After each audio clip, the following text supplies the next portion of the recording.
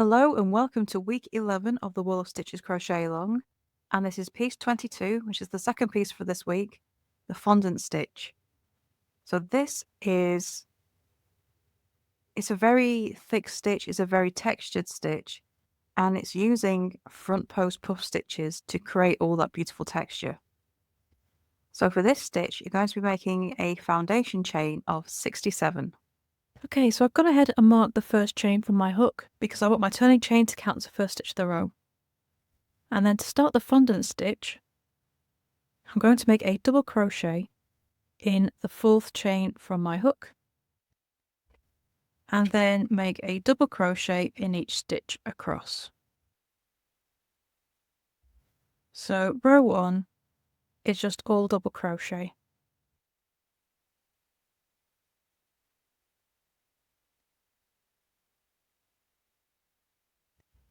So we're just setting up, ready for the next row. The fondant is all double crochet rows. It's just how we make those double crochet with the puffs in between. Just a few more double crochet left for row 1.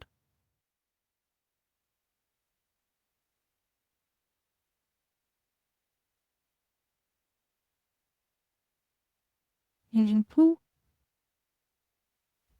Okay, last 2. Here we go. So row 1 of fondant stitch is just all double crochet. So then we turn, chain 1, and we're going to make a double crochet turning chain in the first stitch of the row. Get my stitch marker in there. Okay, so in our next stitch we need to make a puff stitch, but we're not going to make it in the loops, we're going to make it around the post. So yarn over, go around the post as if you're making a front post stitch, yarn over, pull up a loop. You want to pull it up as high as that double crochet turning chain. Yarn over again, go back around the same post. Yarn over, pull up another loop. Yarn over, back around the same post again. Yarn over, pull up a loop. You should have 7 loops on your hook.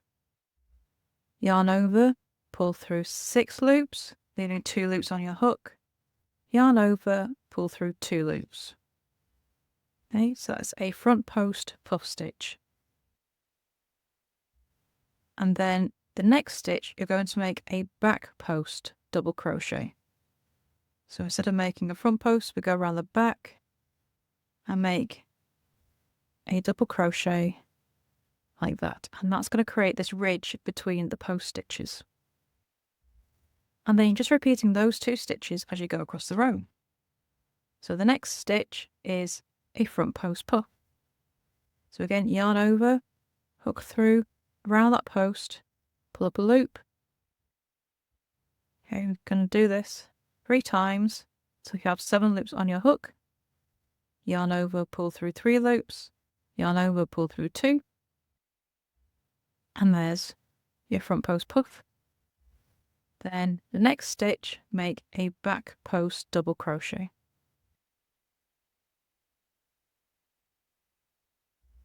Okay, so you see you've got that bridge between those puffs. And you just repeat that across the row. Keep making front post puffs, followed by a back post double crochet.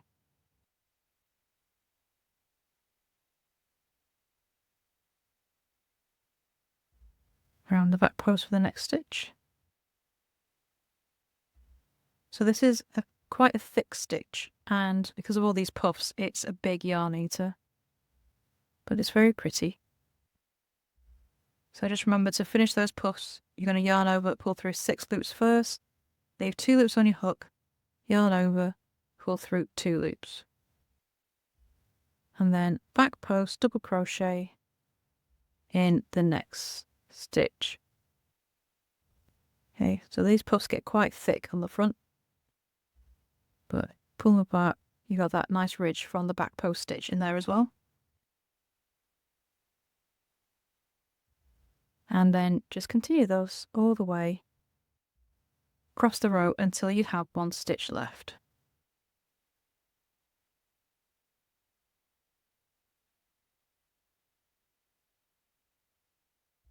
Put my yarn up.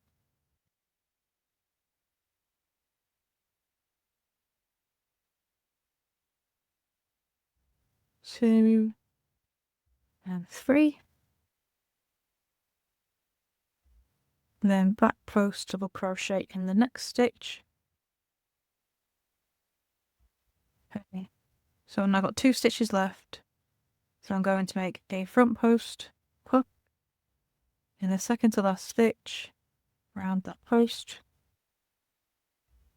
And then the last stitch of the row is a regular double crochet in both loops, but this is the turning chain from row 1. So I just need to make double crochet into that turning chain.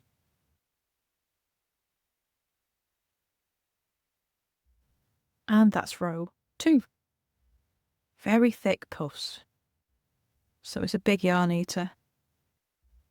But because they've made around the post, they do come out very pretty. So row 3, we're going to turn, chain 1. Make a double crochet turning chain in the first stitch of the row.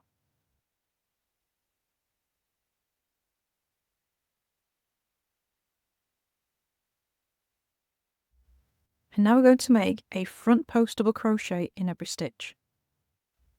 Okay, so around those puffs you want to get around the top. This is why we've made them the way we did, pulling through 6 loops, pulling through 2. So you've got a bit of a top to get that front post double crochet around. And front post double crochet around the back post double crochet in the next stitch. So just get your hook around the entirety of that front post puff stitch around the top. So if I just turn it round, you can see how it's just kind of pulling it together at the top, which really makes those puffs stand out as well. And you'll get this ridge going across. That's how that front ridge is created. And you just continue that all the way across. Front post double crochet in every stitch. Front post around the top of that puff stitch. Making sure you get right at the top of the puff and pull it nice and tight as well, because that will help your puffs really stand out and create that nice puffy look at the front. Which turn it back around again. You see, the further back they're just not as well put together. Having that front post really close the top kind of helps that look for them. And you just continue that on across the row. Just front post double crochet in every stitch.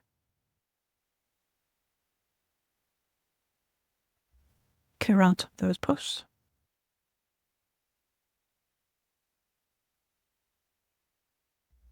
And around the back post double crochet as well.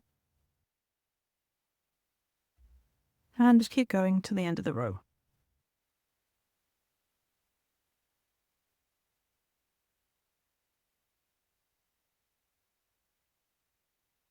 Okay, so around the last puff of the row, front post double crochet, and then the last stitch of the row is a regular double crochet through the loops. Okay, so that's the back, that's row 3 finished. You turn it over. You've got that beautiful ridge sitting on top of those fondant stitches. To complete your fondant piece, you're going to be repeating rows 2 and 3 until you have 7 rows in total. Once you finish row 7, you can cut off and weave in your ends, and then it's time to add your border. So for this piece, you're going to be making a single crochet in each stitch across the top and bottom to make 65 stitches on each edge. And then down the side, you're going to make 2 single crochet into the side of each row to give you 14 stitches down each edge. Then of course you add your extra stitch in the corners for your turn, and that's round 1 of your border, and then you can go ahead and add rounds 2 and 3 as well. So once you finish that third round, cut off and weave in your ends, and then you're going to join this piece to the camel piece which we made earlier. So once that's done, that's week 11 complete. And if you have any questions, please do come over to the Facebook group, Froggity Frogs Ribbons and Stitch, and you can ask all the questions you need, join in the chat, and don't forget to come and show off your blankets as well. I would love to see how you're getting along. So thank you for joining us, and I shall see you next week for week 12. Bye for now.